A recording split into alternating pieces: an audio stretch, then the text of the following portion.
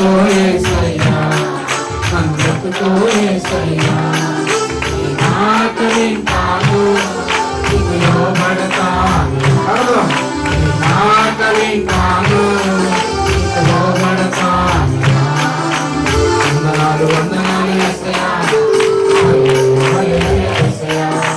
వందనాలు వందనాలు యేసయ్యా, హల్లెలూయా హల్లెలూయా యేసయ్యా. పాడదాం అందరు తప్పలేదు, సవాలు పైకి వెళ్తున్నాం, సవాలు పైకి చెప్పండి.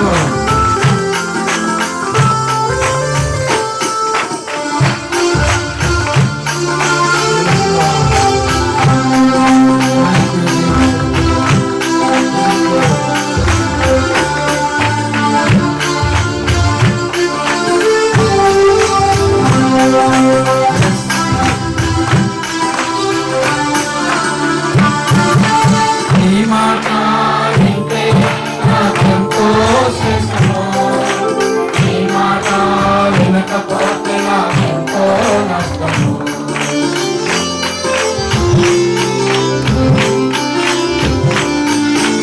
నీ మాట వింటే నాకెంతో శ్రేష్టము, నీ మాట వినకపోతే నాకెంతో నష్టము.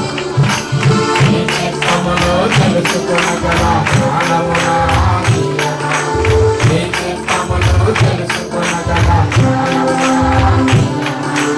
ఎత్తుకో యేసయ్యా, ఎత్తుకో యేసయ్యా, ఎత్తుకో యేసయ్యా. నీ మాట వింటాను, నీ మాట వింటాను, మాట వింటాను. మాట వింటాను, నీ మాట వింటాను, నీ మాట వింటాను. వందనాలు వందనాలు యేసయ్యా, హల్లెలూయా హల్లెలూయా యేసయ్యా. వందనాలు వందనాలు యేసయ్యా, హల్లెలూయా హల్లెలూయా యేసయ్యా. వందనాలు వందనాలు యేసయ్యా, హల్లెలూయా. అందరూ వందనాలు చేద్దాం యేసయ్యా, నా మంచి యేసయ్యా వందనాలు చేద్దాం. హల్లెలూయా హల్లెలూయా యేసయ్యా. వందనాలు వందనాలు యేసయ్యా, హల్లెలూయా హల్లెలూయా యేసయ్యా. వందనాలు వందనాలు యేసయ్యా, హల్లెలూయా హల్లెలూయా యేసయ్యా. వందనాలు వందనాలు యేసయ్యా, హల్లెలూయా హల్లెలూయా యేసయ్యా. వందనాలు వందనాలు యేసయ్యా, హల్లెలూయా హల్లెలూయా యేసయ్యా. నీ మాట వింటాను, నీకు లోబడతాను. అందరూ అందరూ అయ్యా నీ మాట వింటాను, నీకు లోబడతాను. నీ మాట వింటాను, నీకు లోబడతాను. నీ మాట వింటాను, నీకు లోబడతాను. నీ మాట వింటాను, నీకు లోబడతాను. దేవుని ఘనమైన నామమునకు మహిమ కలుగును గాక. అందరూ బాగున్నారా? నేను కూడా చాలా బాగున్నాను, మీరు చాలా బాగున్నారని నేను అనుకుంటున్నాను. సర్లే అమ్మా, దగ్గులు జలుబు రాకుండా ఉంటాయా మనిషి తర్వాత? బాగలేదు అంటున్నావు, హ్యాపీగా ఉండవు. హల్లెలూయా. ఈ సమయంలో చాలామంది అంటుంటారు, దేవుని మందిరానికి వెళ్ళాలా, దేవుడు అక్కడే ఉంటాడా, నా హృదయంలో నివాసం చేయట్లేదా, నా హృదయంలోనే గూడు కట్టుకుని కూర్చున్నాడు. అమ్మ కత్త బయటకు వదిలిపెట్టు, మాకు కూడా కావాలి దేవుడు అంటూ ఉంటారు. దేవుని మందిరానికి వెళ్ళుట వలన ఉపయోగం ఏంటో మనం కొద్ది నిమిషాలు ధ్యానం చేద్దాం. దేవుని మందిరానికి వెళ్ళాలా అనుకునేవాళ్ళు జాగ్రత్తగా ఏనండి బిడ్డలో, ప్రియమైన దేవుని బిడ్డలారా. ఇక్కడ ఈ 84వ కీర్తనలో 10వ వాక్యంలో మనం చూస్తున్నాం, నీ ఆవరణములో ఒక్క దినము గడుపుట 1000 దినముల కంటే శ్రేష్టము. చిన్న ప్రార్థన చేద్దాం. పరిశుద్ధుడా, ప్రేమగల తండ్రి, వాక్యం వినుచున్న ప్రతి బిడ్డను మీరు దీవించండి, ఆ జీవితంలో గొప్ప కార్యము జరిగించండి, మీరే మహిమ పొందండి. యేసునామమున అడుగుచున్నాం తండ్రి, ఆమేన్. దేవుని ఆవరణములో ఒక్క దినము గడుపుట అంట 1000 దినముల కంటే శ్రేష్టము.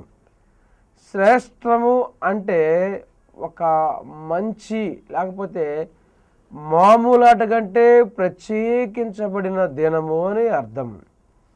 ప్రియమైన దేవుని బిడ్డలారా, ఈ శ్రేష్టమైనటువంటి దినాన్ని, ఈ శ్రేష్టమైనటువంటి రోజును గనక మన జీవితంలో అనుభవించగలిగితే, ఈ కీర్తన కోరహు కుమారులు రాసినట్లుగా మనం చూస్తున్నాం.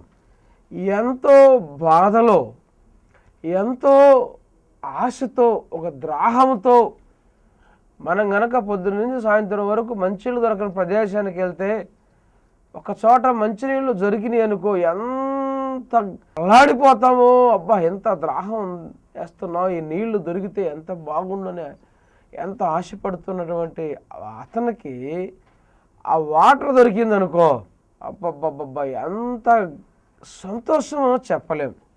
ఈ కోరహు కుమారులు కూడా దేవుని మందిరానికి దూరమైన సందర్భంలో, ఎన్నో రోజులుగా దేవుని మందిరానికి వెళ్లకుండా ఉన్న సమయంలో దేవుని మందిరములో ఉన్న విలువేంటో తెలుసుకుని మాట్లాడుతున్నట్లుగా మనం చూస్తున్నాం.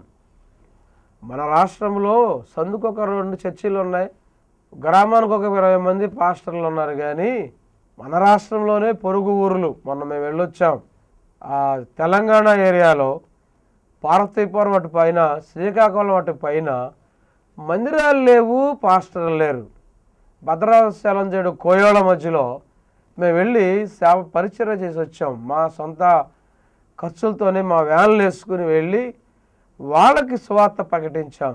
ఈరోజు పాస్టర్స్ అందరూ మంచి మంచి సిటీస్లో సేవ చేస్తే బాగుంటుందని సిటీస్ కోసం తాపత్రయపడుతున్నారు, ఆరాటపడుతున్నారు. కానీ మరి సువార్త ఉందని ప్రదేశానికి సువార్త చెప్పేది ఎవరో అనే ఉద్దేశంతో ద్రాహం కలిగి మేము దాదాపుగా 15 మంది పాస్టర్లము 3 వ్యాన్లు వేసుకుని ఆ ప్రాంతాల్లోకి వెళ్ళి ప్రతి 2-3 నెలలకు ఒకసారి ఆయా రిమోట్ ఏరియాస్కి వెళ్ళి సేవ చేయటం రావటం జరుగుతుంది.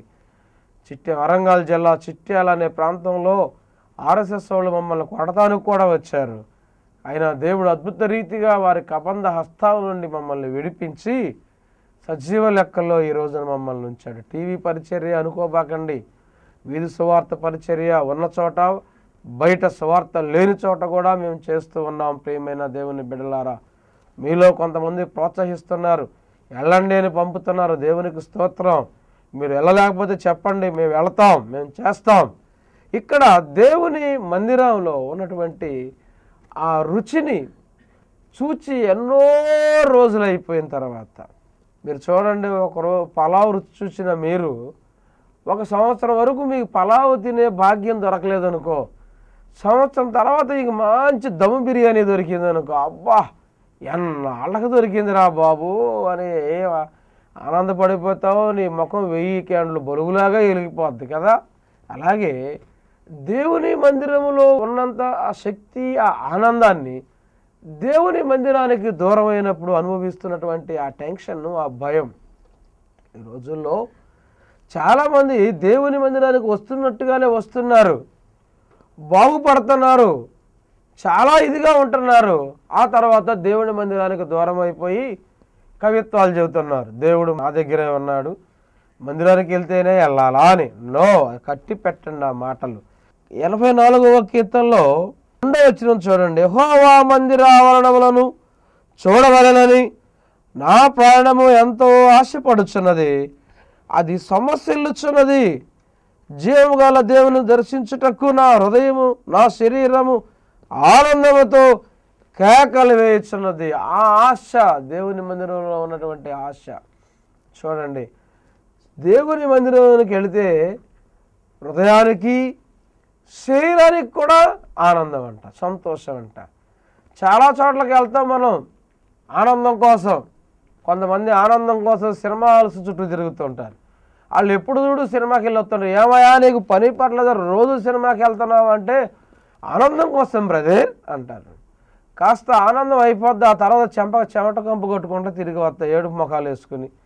ఏం ఉపయోగం? నేను కూడా ఒక రోజున రోజుకు 2 చూసా. ఎవరన్నా ఉన్నారా మీలో చెప్పండి. సినిమాలో అన్నం లేకపోయినా ఉండేవాడు, కానీ సినిమా లేకుండా నా బతుకు తెల్లారేది కాదు నాయన. అలాంటి సినిమా పిచ్చేవాడిని నేను. మళ్ళంటి వాళ్ళు ఉండబట్టే కోట్లు పెట్టి సినిమాలు చూస్తున్నారు. ఇంట్లో పిల్లలకి ముద్దెట్టావు, సినిమాకి మాత్రం 1000 ఖర్చు పెడతావు. ఏం చేస్తామయ్యా, నీ బలహీనత అది. సరే చూద్దాం. సరే, ఇది ఏదేమైనా ప్రియమైన దేవుని బిడ్డ, వాక్యం వినుచున్న బిడ్డ, ఆనందం సినిమాకి వెళ్తే లేదు, అది కాసేపే ఉంటుంది. కొంతమంది కాస్త అడుగు ముందుకేసి మందు కోసం వెళ్తారు.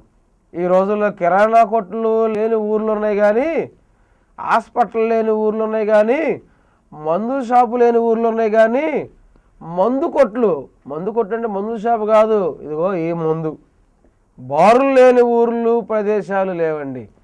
ఎందుకంటే అంత ఎక్కువైపోయారు తాగుబోతులు. ఒక తాగుబోతుని పిలిచి, ఏమయ్యా తాగుతున్నావంటే, నాకు మనశ్శాంతి కోసం తాగుతున్నానండి, నాకు తాగపోతే నాకు నిద్ర పట్టదండి. అయ్యో, నీ శరీరాన్ని, నీ జీవితాన్ని ఎందుకు సోదరా మలినం చేసుకుంటావు? అసలు ఆ సారాన్ని, ఆ త్రాగుడిని ఎలా తయారు చేస్తారో నీకు తెలుసా? భయంకరమైనటువంటి కుళ్ళిపోయినటువంటి రకరకాల పళ్ళన్నీ తీసుకెళ్ళి కొళ్ళపెట్టి పురుగు పట్టిందాకా కొళ్ళబెట్టి వాటిని వేడి చేసి దాని నుండి వచ్చే ఆ ఆవిరిని, దాంతోపాటు ఇంకా ఎసెన్స్ని కలిపి కూలింగ్లో పెట్టి సీసాలో పోసేస్తారు. కాఫీలో పడితేనే ఏ కాఫీ తాగవు నువ్వు. సద్దన్నం తినమంటే సద్దన్నం తినవు, నీకు వేడి వార్చి పెట్టాలి.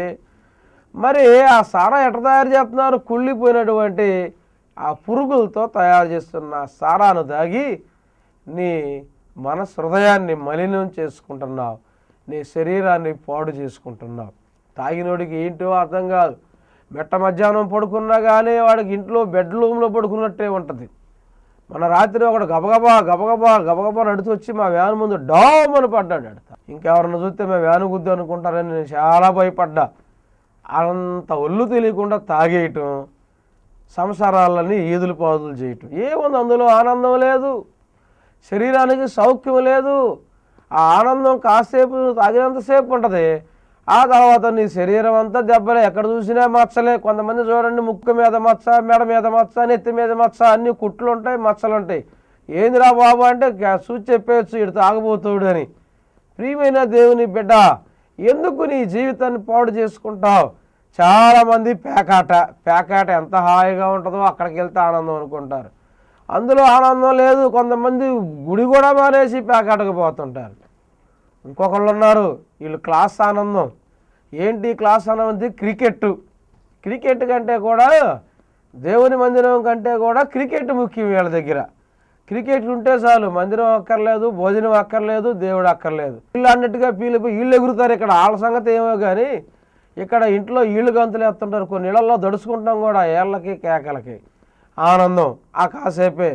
వీళ్ళు అనుకున్న వ్యక్తి గెలవలేదు అనుకో, ఆ ఆనందం కాస్త ఆఖరి బాల్లో ఆనందం కాస్త ముఖం మాడిపోద్ది. కొంతమంది గుండెలు కూడా ఆగిపోయి ఉన్నాయి.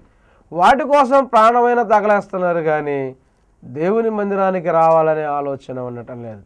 మన దేవుని మందిరానికి నువ్వు వచ్చినట్లయితే, దేవుని మందిరంలో నువ్వు ఉన్నట్లయితే, నీ శరీరానికి ఆనందం అంటే ఆరోగ్యం. దేవుని మందిరములో స్వస్థత ఉన్నది, యేసయ్య దెబ్బల్లో స్వస్థత ఉన్నది. ఎంతో కాలం నుండి ఆ శరీర బాధ తగ్గించుకోలేక మందులు వాడి నీ బతుకంతా, డబ్బులంతా మందులకే తగలబెడుతున్నావు. ఇంట్లో కనీసం తినడానికి తిండి లేదు, కానీ ఆ మందులేంది, ఆ బిళ్ళ వేసుకుందే నువ్వు బతకలేవు.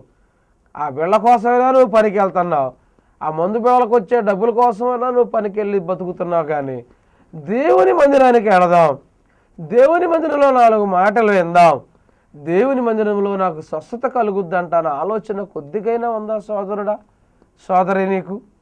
నువ్వెందుకు అలా నీ బతుకంతా పాడు చేసుకుంటున్నావు? అయిందేదో అయిపోయింది. ఇక్కడైనా దేవుని మందిరానికి వెళ్లకుండా మూర్ఖపు ఆలోచనలు పెట్టుకుని కూర్చున్న బిడ్డ, నువ్వు లేచి దేవుని మందిరానికి వెళ్ళు. దేవుని మందిరములో యెహోవా గుడారములో నివసించుట చాలా మేలు, ఆయన మందిర ఆవరణములో ఉండుట చాలా మేలు. అవినీతిమంతుల బంగళాల్లో నీవు నివాసం చేసే కంటే, పరికమాలైనటువంటి ఏసీ రూములో నీవు నివాసం చేసే కంటే, దేవుని మందిర గుమ్మములో కూర్చుంటాం చాలా మంచిదని కౌరవ కుమారులు చెబుతూ ఉన్నారు. వాళ్ళు నీకంటే నాకంటే చాలా తెలివైన వారు, జ్ఞానం కలిగిన వారు. నీకు నాకు ఆ ఉన్న జ్ఞానాన్ని బట్టి ఇదే అనుకుంటాం. ఆ పార్వతీపురం దాటి ఆ గ్రామాల్లోకి వెళ్తుంటే కొండ ప్రాంతాల్లో 20 ఇళ్ళు 30 ఇళ్ళు ఒక గ్రామం. వాళ్ళు అదే సర్వస్వం అనుకుంటున్నారు. ఆ అడవిలోకి వెళ్ళి ఆ జీడి మామిడి తీసుకుంటాం, ఆ అమ్మకుంటాం, తాగటం, ఆడవాళ్ళు మగవాళ్ళు భేదం లేకుండా తాగటం, ఇదే వాళ్ళ జీవనశైలి అయిపోయింది. ఎంత అనాగరికతంగా జీవిస్తున్నారో ఒక్కసారి అర్థం చేసుకో. వాళ్ళ దేవుని మందిరాలు లేవు, వెళదామన్నా వాళ్ళకి అవకాశం లేదు. కానీ ఇంటి పక్కన ఒక మందిరం ఉంది, ఇంటి ముందు ఒక మందిరం ఉంది, కానీ నువ్వు మాత్రం మందిరంలోకి పోవు. వాళ్ళు పైగా వాళ్ళు ఏదైనా సౌండ్ ఎక్కువ పెట్టినా, డ్రమ్ము కొట్టినా నీకు ఒళ్ళంతా కంపరం ఎక్కుతున్నట్టు ఉంటుంది. ఎందుకు నీ శరీరంలో సాతాను రక్తం ప్రవాహంలాగా పారుతూ ఉంటే దేవుని మాటలు నీ చెవిలోకి ఎందుకు ఎక్కుతాయి? ఆ డ్రమ్ము నీ చెవిలోకి ఎందుకు ఎక్కుద్ది? ఏవట్రా ఏళ్ళ పాడు చేయాలని చూసే మహానుభావులు కొంతమంది, వాళ్ళకి సంబంధం లేకపోయినా మరి వాళ్ళు చేసే పనులు ఏవో ఏయో చేస్తారు, అవి చేస్తారు, ఇవి చేస్తారు, మేమేమి మాట్లాడాం. ఇంటి ముందు పెట్టి గంట కచేరీలు పెట్టినా, తెల్లవారులు బుర్రకథలు పెట్టి బుర్ర తిన్నా మేమేం మాట్లాడాం. కాకపోతే కాత డ్రమ్ము కొనుక్కుంటే డ్రమ్ము కొద్దిగా స్లో చేయండి బ్రదర్, మైకు తగ్గించండి బ్రదర్. ఇంట్లో సినిమా థియేటర్ లాగా టీవీలో చూస్తారు. ఏమన్నా న్యాయం ఉందా? జీవం గల దేవుణ్ణి నమ్ముకోవయ్యా బాబు అంటే నీకేం ప్రాణం అప్పదు. దేవుని మందిరానికి వెళితే దేవుని మందిరంలో నీకు బోధిస్తారు. దేవుని చేత ఏర్పాటు చేసుకోబడిన బోధకులు దేవుడు నీతో మాట్లాడినప్పుడు నీ హృదయానికి నెమ్మది కలుగుద్ది, నీ శరీరానికి స్వస్థత కలుగుద్ది. నువ్వు ఫ్యూచర్లో ఏం చేయాలి? ఇప్పుడు నువ్వు చదువుకుంటున్నావు, ఆ తర్వాత నువ్వేం చేయాలి? నువ్వు ఇప్పుడు చిన్న ఉద్యోగం చేస్తున్నావు, టెంపరీ ఉద్యోగం చేస్తున్నావు, పర్మనెంట్గా ఏ ఉద్యోగం చేయాలి? నువ్వు పెళ్ళి వేసి వచ్చింది, ఏ రకమైన అమ్మాయిని చేసుకోవాలి, ఏ రకమైన అబ్బాయిని చేసుకోవాలి?